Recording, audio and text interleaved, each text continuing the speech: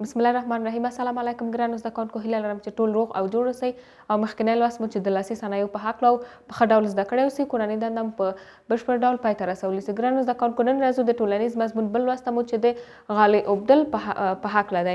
نو ګرانو زده کوونکو، موږ مخکیني لوستونو کې خپل د لاسي صنایعو اهمیت او د دې په اړه مو ویلې چې لاسي صنایع څه شیان څه توکي خلکو ته وړاندې کوي پوه شو. او ګرانو زده کوونکو، غالۍ اوبدل هم د لاسي صنایعو یو صنعت دی ګرانو زده کوونکو، چې زموږ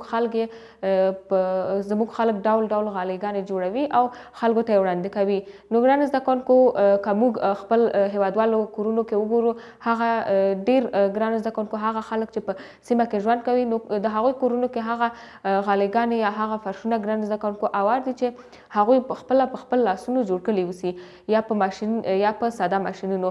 او ګرانو زده کوونکو، زموږ د هیواد غالۍ یو نوم لري، مشهوره وي، چې سربېره دي چې دننه هیواد کې په خلکو ته خرڅول کیږي، همدارنګه په خارج مملکتونو ته هم صادریږي. نو ګرانو زده کوونکو، خپل لوست ته به مو راشو چې غالۍ اوبدل صنعت یو ډېر مهم او مشهور صنعت دی چې په افغانستان کې اوږده مخینه لري، چې ګرانو زده کوونکو، زموږ خلک د پخواو څخه لاسي صنایعو څخه علاقه لرله. نو یو لاسي صنایع هم غالۍ اوبدل دي، چې زموږ د هیواد یو ډېر مهم او یو مشهور صنعت دی، چې ګرانو زده کوونکو، افغاني غالۍ یا زموږ غالۍ د جنسیت، دوام، رنګ او ډیزاین له پلوه ګرانو زده کوونکو یو نړیوال شهرت لري.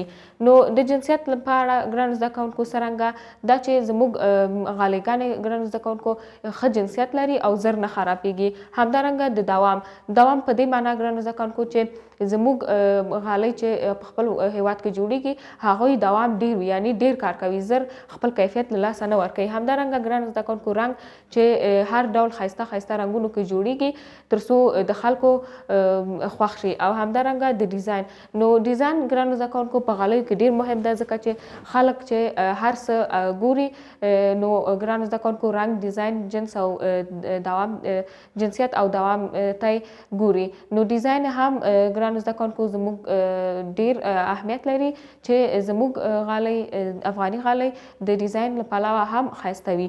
او ګرانو زده کوونکو، هر څومره چې د غالیو څخه ډېره ګټه واخیستل سي، همغونه د ده اهمیت پورته ځي. نو افغاني غالۍ ګرانو زده کوونکو ډول ډول دي، چې نومونه یې لکه ګرانو زده کوونکو، اقچه‌ای غالۍ، دولت آبادي غالۍ، کندوزي، موري، بلوڅي او داسې نور غالیګانې ګرانو زده کوونکو چې زموږ په هیواد کې ډېر اوبدل کیږي.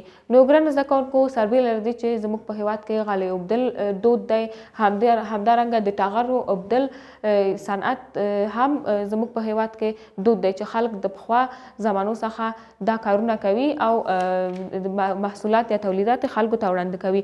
نو ګرانو زده کوونکو، د ټغرونه هم ډېر ډولونه لري، خو خطرین او بهترین ډول یې د ټغر قاقمه‌ای ټغر دی ګرانو زده کوونکو، چې خلک یې زموږ د هیواد خلک یې په خپل لاسونو جوړوي، خو ډېر ګرانو زده کوونکو په مزار شریف، سرپل، جوزجان او همدارنګه نورو ولایتونو کې زموږ پیدا کیږي او هلته جوړیږي.